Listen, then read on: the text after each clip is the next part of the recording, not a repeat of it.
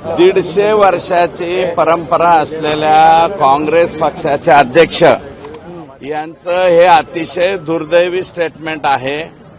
त्यांनी सर्वात प्रथम महाराष्ट्राच्या 14 कोटी जनतेची माफी मागितली पाहिजे आणि जनतेनं दिलेला कौल मान्य करायच्या ऐवजी अतिशय चुकीच्या पद्धतीनं आणि विचित्र असं स्टेटमेंट खरगे साहेबांचं आलेलं आहे। त्याच्याबद्दल मी खरगे साहेबांचा निषेध व्यक्त करतो। तुम्ही काँग्रेस पक्षाचे अध्यक्ष असण्यासाठी म्हणजे मला वाटतं की यापूर्वी असे के अध्यक्ष होऊन गेलेले हेही अध्यक्ष असेच आहेत की यांचं पोस्टर कोणी लावित नाही, म्हणून त्यांच्या फ्रस्ट्रेशनमध्ये त्यांचं फ्रस्ट्रेशन त्यांनी देशामध्ये इतर ठिकाणी काढावं, महाराष्ट्रामध्ये काढू नये। महाराष्ट्राच्या जनतेने दिलेला कौल हा भारतीय जनता पार्टी आणि मित्र पक्षाच्या बाजूने या ठिकाणी दिलेला आहे आणि महाराष्ट्राच्या जनतेच्या मतदानाचा अपमान त्यांनी करू नये आणि जो अपमान केलाय त्याच्याबद्दल त्यांनी माफी मागावी। अण्णा, बीडमध्ये घटना घडलेली आहे। आवादा कंपनीच्या पवनचक्कीचे जवळपास 13 लाख रुपयाचं साहित्य चोरलं आणि सुरक्षा रक्षकाचे हातपाय बांधून ही चोरी झाल्याचे प्रकार समोर आले। आकाश जाधव सुरक्षा रक्षक आहे। कुठली घटना आहे, कोणत्या तालुक्यात? मस्साजोग मधलीच। हे कोणीतरी भोरटे चोर बीर असतील, मला वाटतं त्यांनी आवादा कंपनीने पुढे येऊन हे आकाच्या सहकाऱ्यांना ह्या पूर्वी सवय लावलेल्या आहेत। हे इकडून नाही मिळालं आकाच्याच लोकांनी जाऊन ह्या चोऱ्या करायच्या। आता पाय बांधल्याच्या नंतर तो सुरक्षा रक्षक काय करणार? आणि एवढी मोठी अजूनही बघा, या लोकांना डोकी जागेवर नाही येते यांची। हे असंच एका दलित समाजाच्या वॉचमनला मारहाण करण्याच्या नादातच एवढी मोठी घटना घडलेली आहे खंडणी प्रकरणामध्ये, तरी सुद्धा अजून डोके जागेवरती यांची नाहीयेत। हे अजूनही माझं मत आहे की आकाच्याच कोणीतरी सहकार्याचे हे बघा, आता 2-4 दिवसात ते आरोपी सापडतील, त्याच्यामध्ये 100% हेच लोक असणार। कार्यरत आहे, टोळी कार्यरत आहे। आकांनी जे पोलीस काही ठिकाणी अजून पोलिसांच्या बदल्या झालेल्या नाही ना, आणि एसपी नवीन आलेले आहेत, त्यांना ह्यातली एवढी माहिती नाहीये, परंतु आकांनी जे जागोजागी नेमलेले लोक आहेत हे अजून तिथं जिल्ह्यामध्ये आहेत, ते अजून त्रासदायक आहेत। जनरल बदल्यामध्ये जर ते तिथून काढले तरच यातला काही मार्ग निघू शकेल। वाल्मिकांच्या विरोधामध्ये पुन्हा एक नवीन पुरावे आहेत, ते सीआयडीच्या हाती लागलेले आहेत, ते देखील सादर केले।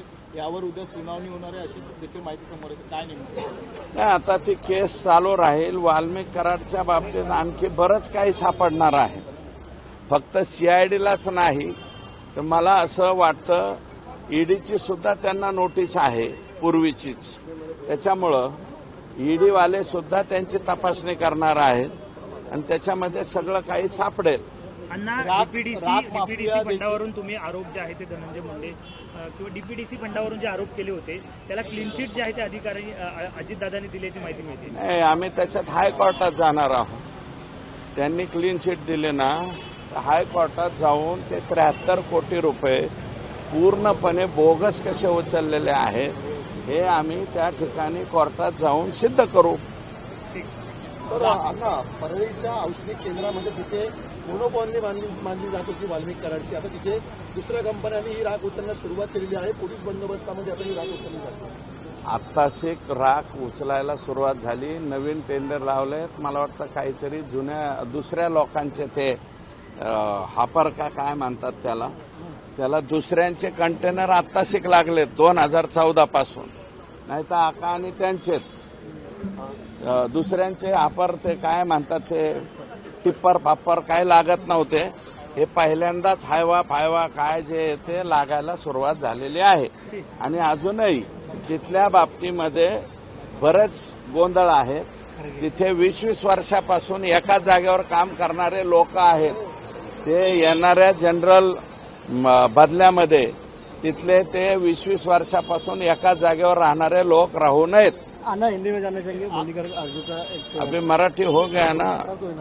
राखीच्या संदर्भामध्ये आहे. राखीच्या संदर्भामध्ये तुम्ही वारंवार प्रश्न, मात्र जे तुम्ही म्हणतात की आणखी ते हायवा आता जरी दुसरी कंपनी आली असेल तर हिला टिकू देतील का? कारण तरी ते लोक टिकून देतील असं नाही. पोलीस बल जे आहे तिथलं अजूनही बदललेलं नाही. ते पोलीस बलातलेच लोक, कोणाचे किती टिप्पर, कोणाचे जेसीबी किती, हे ऑलरेडी सांगितलेलं आहे.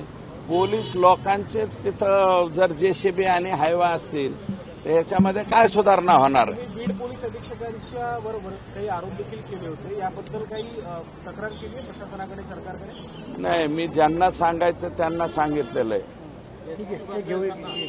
आम्ही नाही बदली अजिबात तसलं काही मानलेलं नाही. कोण सांगितलं?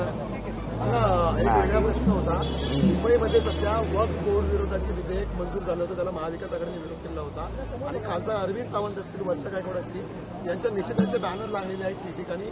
त्यांचा वतन के आणि धर्म के गद्दार असा उल्लेख सुद्धा करण्यात आलेला आहे. हे पहा,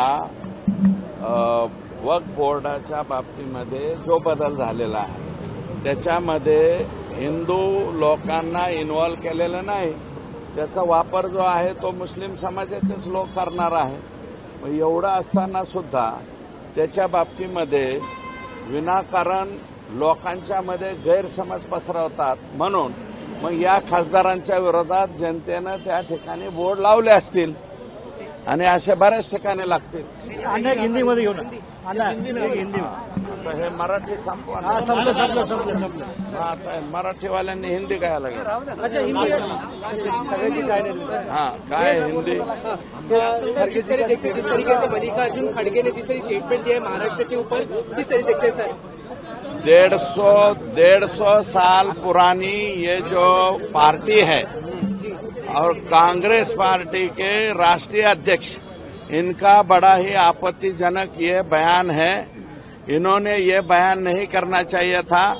जो बयान किया है और जो लोगों ने समर्थन भारतीय जनता पार्टी और मित्र पक्ष को दिया है, इसके बारे में जो आपत्तिजनक उन्होंने बताया है, तो पूरे महाराष्ट्र के 14 करोड़ जनता की उन्होंने माफी मांगनी चाहिए और ये जो बयान उन्होंने दिया है वो वापस लेना चाहिए. क्योंकि ये सरासर जनता ने दिए हुए जो समर्थन है इसका ये अपमानजनक उन्होंने निंदा की है. सर, अगर देखा जाए तो 26 तारीख जो मास्टरमाइंड था तैमूर राणा, उसको भारत लाया जा रहा है. किस तरीके से देखते हैं ऐसे? बहुत अच्छी बात है. 26/11 के जो भी दुश्मन हमारे देश के होंगे उनको यहाँ लाके फांसी के तख्त पे लटकाया जाए. क्योंकि 26/11 को मैं खुद मुंबई में हाजिर था. क्या क्या इन लोगों ने किया है मैंने खुद देखा. सर, अगर देखा जाए तो वक्फ बोर्ड का जिस तरीके से ममता बनर्जी के स्टेटमेंट आया है, उन्होंने कहा है कि जो वक्फ का जो कानून है वो पश्चिम बंगाल में लागू मैं नहीं करने दूंगी, ऐसा कहा है उन्होंने. ये क्या है, पूरे संसद ने, भारत के संसद ने यह कायदा मंजूर किया है और माननीय देश के गृह मंत्री साहब ने संसद में ही कहा है कि देश के संसद का कानून है, यह मान्य करना पड़ेगा. तो उनको भी मान्य करना पड़ेगा. 26/17च्या हल्ल्याच्या संदर्भातला जो आरोपी आहे मुख्य, त्याला देखील आता मुंबईत आणतायत. अतिशय चांगली बाब आहे. त्याला उचलून आणावं, त्याला अंडा सेलमध्ये टाकावं आणि लवकरात लवकर त्याला फाशीवरती चढवावं. 26/11चा एकही कोणी आरोपी आहेत ते एकाही कुत्त्याला सोडू नये असं आमचं मत आहे. लोकशाही मराठी ऐका, पहा, जागरूक रहा.